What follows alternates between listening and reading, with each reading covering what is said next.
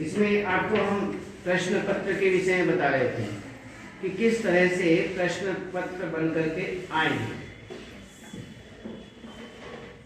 ये वैसे हम कल आपको बता भी चुके थे, लेकिन फिर भी उसको हम कुछ बच्चे ऐसे हैं, कोई बच्चा नया आया हो तो उसे भी आप अच्छी तरह से सुन लें क्रम से, और बहुत जल्दी बता रहे हैं, इतने डिटेल्स नहीं। तो इसमें पहला प्रश्न, इसमें लगभग 17 प्रश्न बन करके आएंगे। 16-17 प्रश्न होंगे, और सबसे पहला प्रश्न होगा वह अपठित का होगा, अपठित गद्यांश, जो कि आपने गद्य पढ़ा नहीं वह आएगा, और उसके नीचे 5 प्रश्न लिखे हुए होंगे, और हर प्रश्न के नीचे 4-4 उत्तर होंगे। 4-4 उत्तर होंगे, और चारों में से आप उन्हीं में से छांट करके उत्तर लिखेंगे। 4-4 विकल्प उनके नीचे होंगे, हर प्रश्न में 4, उन चारों में से ही आप उत्तर देंगे, अपनी तरफ से नहीं। खंडों का विशेष रूप से, मेन खंड का विशेष रूप से ध्यान रखेंगे। केवल 4 खंड ने होकर के 2 ही खंडों में आपके पूरा प्रश्न पत्र आएगा। 2 खंडों के अंतर्गत वो क और ख भी लिखा हुआ हो सकता है, और वह ए और ब भी लिखा हुआ हो सकता है। जो भी उसमें लिखा हुआ है उसी के अनुसार आप अपनी कॉपी में लिखेंगे।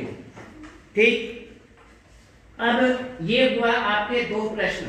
पहला गद्यांश का हो गया 5 नंबर का, 5 प्रश्न 5 नंबर।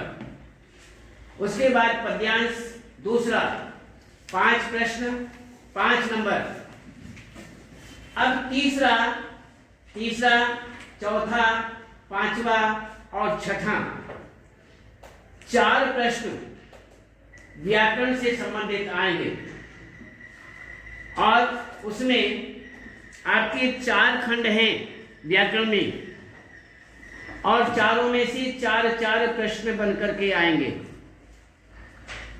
और चारों में ये मान लीजिए कि 5 प्रश्न आएंगे। हर खंड में, हर प्रश्न में 5 प्रश्न होंगे, और उन 5 में से आपको 4 करने होंगे, 1 छोड़ दिया जाएगा। आप जोन सा चाहें तो छोड़ सकते हैं। आप उन 5 में से केवल 4 करेंगे, और 4 ही नंबर के होंगे। इस तरह से 4 खंड हैं तो 16 नंबर के हो गए। मल्टीप्लाई जब करोगे आप 16 नंबर के बन जाते हैं, तो 16 नंबर हुए। इस तरह से आपके तीसरा, चौथा, 5वां और 6ठा 6 प्रश्न पूरे हो गए, और ये 16 नंबर, और अपठित पद्यांश गद्यांश 10 नंबर। तो ये आपके 26 नंबर आपके हो गए।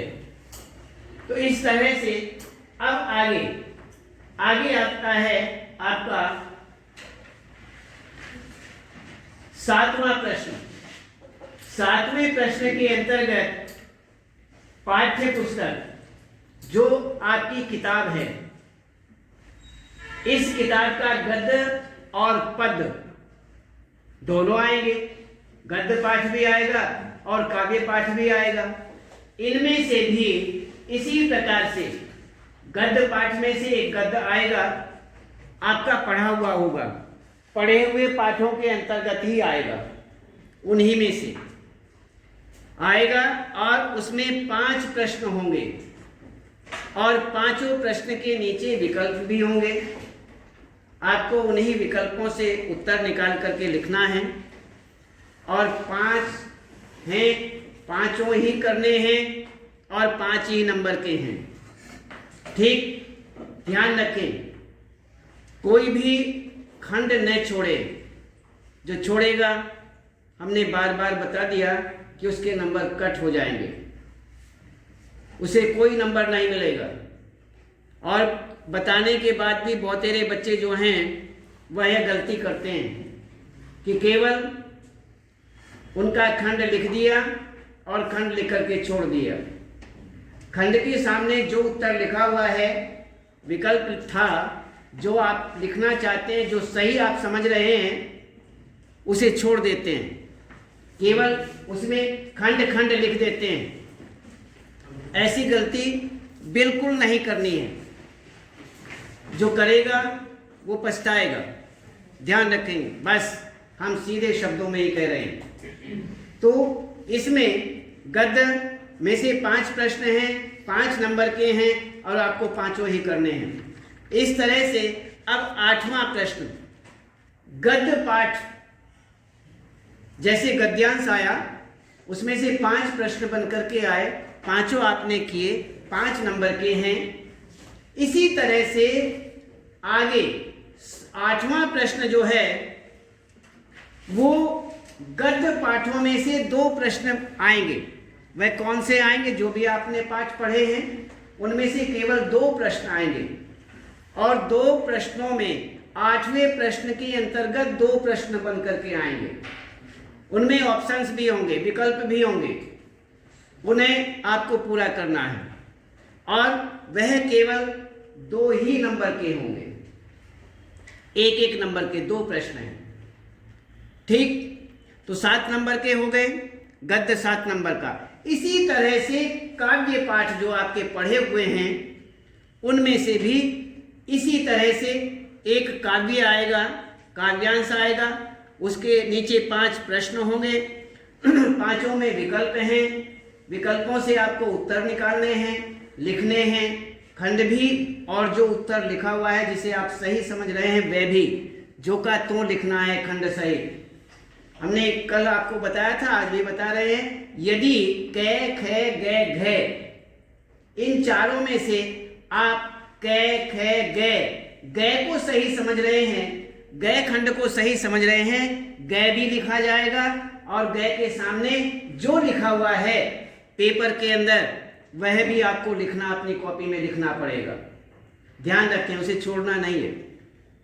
तो इस तरह से यहाँ पर उसी तरह से जैसे गद्य पाठ गद्यांश के विषय में आपने किया है, इसी तरह से आपको पद्य के विषय में 5 प्रश्न हैं, 5 में विकल्प हैं, छांट करके उत्तर लिखना है, और 5 ही नंबर के हैं। इसी तरह से अब ये हुआ आपका 10वां प्रश्न। 10वां प्रश्न, जिस प्रकार से उधर गद्य पाठों में से 2 प्रश्न आए थे, इसी तरह से काव्य पाठ जो पद्य पाठ हैं उनमें से भी 2 प्रश्न बनकर के आएंगे, और वह भी 2 नंबर के ही होंगे, वह आपको विकल्प सहित ही करने हैं। तो इसी प्रकार से 7 नंबर के ये हुए। तो 7 और 7 14 नंबर, 14 नंबर के आपके ये प्रश्न बन जाते हैं। अब आगे यहां तक ये 10 नंबर पूरे हो जाते हैं, 10 प्रश्न, और 10 प्रश्नों के अंतर्गत इसमें इस प्रकार से ये पूरा हुआ। अब 11वां प्रश्न जो है वो हमारा खंड बदल जाता है। इसमें खंड बदल गया, वह ए खंड यहाँ ब खंड बन जाता है। 2 खंड हमने बताए थे, एक खंड में 10 प्रश्न बन करके आएंगे, और दूसरा खंड जो होगा वह हमारा 11वें प्रश्न से शुरू हो जाएगा, ठीक। अब तक हमारा एक खंड पूरा हुआ है। अब 11वें प्रश्न की बात करते हैं। इसमें आपके जो गद्य पाठ हैं, गद्य पाठ केवल आपका गद्यांश आया है, गद्यांश से आपको प्रश्न पूछे गए, प्रश्न नहीं पूछे, अलग से प्रश्न तो नहीं पूछे हैं जो आपने अलग से याद किए हैं। अब इसमें प्रश्न पूछे जाएंगे आपके सामने।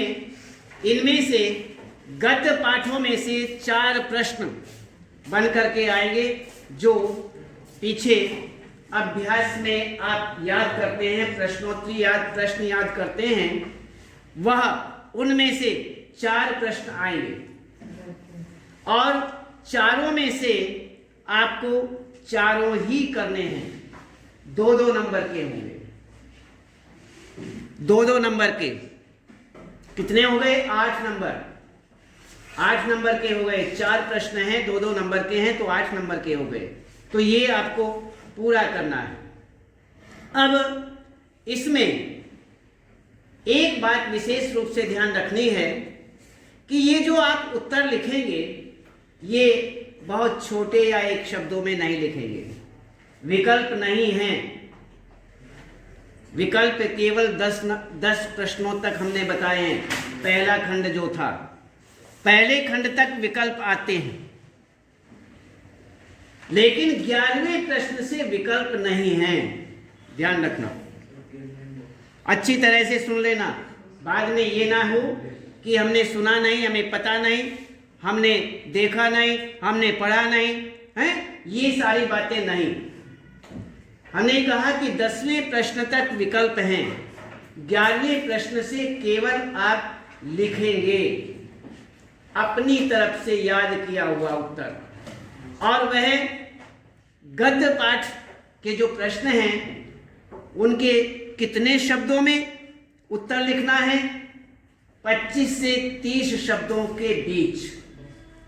25 शब्दों से लेकर 30 शब्दों के बीच आप उनका उत्तर लिखेंगे, छोटा उत्तर नहीं। ये नहीं 2-4 शब्दों में उत्तर लिख दिया, 2-4 शब्दों में 10 शब्दों में उत्तर लिखा और पूरा हो गया, नहीं। ध्यान रखना, बहुतेरे जो हैं 1 लाइन, 2 लाइन, 4 लाइन में उत्तर लिखा और बैठ गए, कहने के हमारा तो उत्तर पूरा हो गया, पूरा का पूरा पेपर पूरा हो गया। ये बात ध्यान रखें। मैं आपको देख रहे हैं बहुत छोटा उत्तर भी नहीं लिखवा रहा हूं, अपनी तरफ से सहज जो प्रश्न में पूछा गया है मूल बात आपके उत्तर में होनी चाहिए। हम कहानी नहीं लिखवा रहे, इसमें ऐसे ही अपनी तरफ से कोई कहानी नहीं, प्रश्न के अनुसार जो उत्तर होना चाहिए, मूल बात होनी चाहिए, वह उत्तर में होना अनिवार्य है। प्रश्न में कुछ पूछा गया, उत्तर आप कुछ दे रहे हैं, नहीं, ऐसा नहीं। यदि ऐसा करेंगे केवल ये जताने के लिए कि हाँ 25-30 शब्दों के बीच बताया गया था, 25-30 शब्द तो पूरे करने हैं, इसलिए जो चाहे लिख दो, नहीं, ऐसा बिल्कुल नहीं, ऐसा नहीं करना है। और 25-30 शब्द की जो बात कर रहे हैं आप, जो का तो 25 से 30 शब्द बताए गए हैं, उनमें 1-2 शब्द ऊपर, 2-4 शब्द ऊपर, 2-4 शब्द नीचे हो सकते हैं। ऐसा नहीं कि इसमें 30 शब्द बताए हैं, 30 के 32 हो गए, 35 हो गए, तो इसलिए आपके नंबर काट लिए जाएंगे, नहीं। लगभग 25 से 30 के बीच आपके उत्तर होने चाहिए। तो इसमें ये हुआ गद्य। गद्य के बाद इसी प्रकार से प्रश्नोत्तर, पद के प्रश्नोत्तर होंगे और वह 3 आएंगे, 3 2-2 नंबर के होंगे।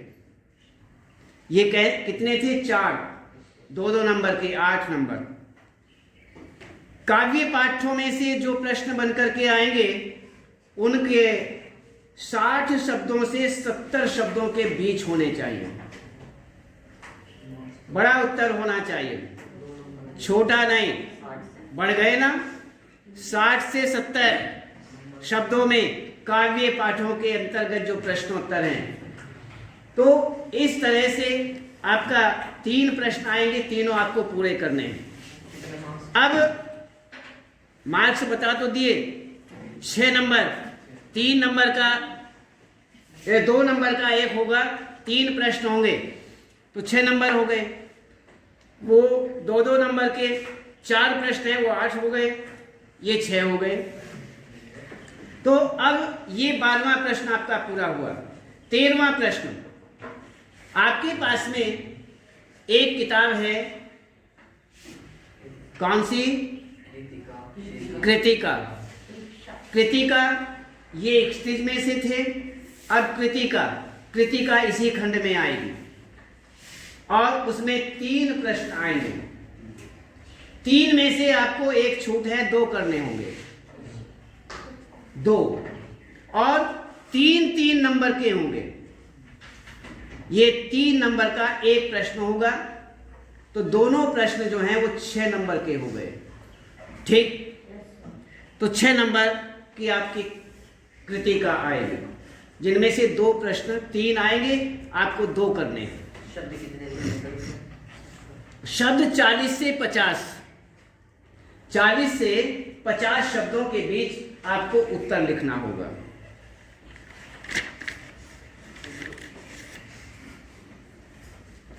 अब आपके पास 13 हो गए। एक आपको शीर्षक दिया जाएगा 14वें प्रश्न में, उसमें आपको एक अनुच्छेद लिखना होगा, निबंध टाइप अनुच्छेद, और उसमें संकेत बिंदु लिखे हुए होंगे। उन संकेत बिंदुओं के आधार पर ही आपको वह अनुच्छेद पूरा करना है। ठीक, और वह 5 नंबर का होगा। शब्द जो हैं 80 से 100 के बीच।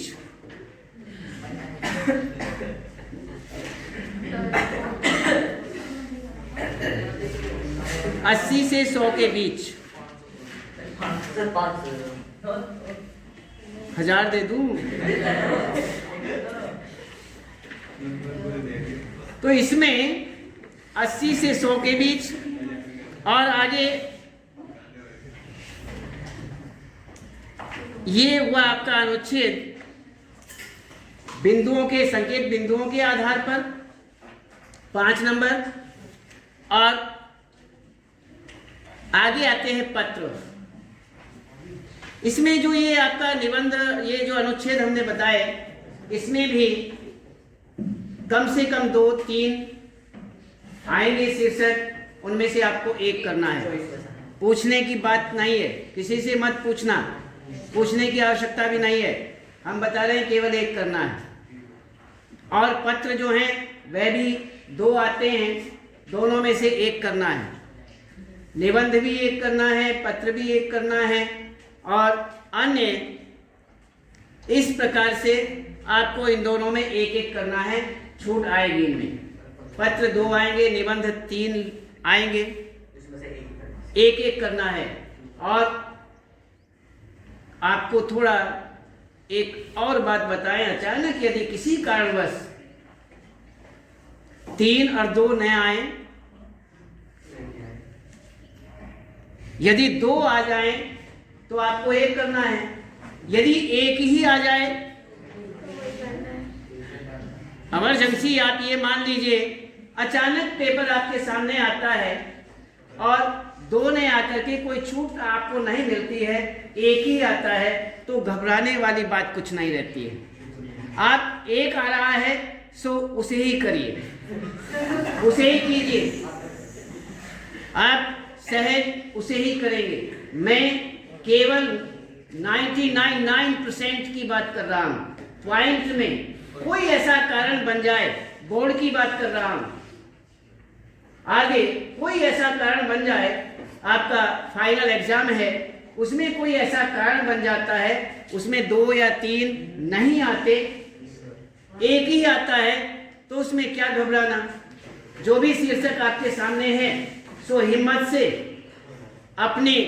अपनी बुद्धि से उसे ही करने का प्रयास करें, और उसे ही करें बिल्कुल निडर होकर के, बहुत अपने में विश्वास रखते हुए कि नहीं, ऐसा नहीं कि हम नहीं कर सकते, कर सकते हैं। ये केवल मैं आपको इसलिए कि अचानक कोई ऐसा कारण बन जाए जिससे आप घबराए नहीं, आपकी घबराहट जो है वो बढ़े नहीं, जो कि तो सामान्य बनी रहे। घबराहट यदि करोगे तो वह एक क्या कुछ भी नहीं कर सकते, पेपर जो का तो रह जाएगा।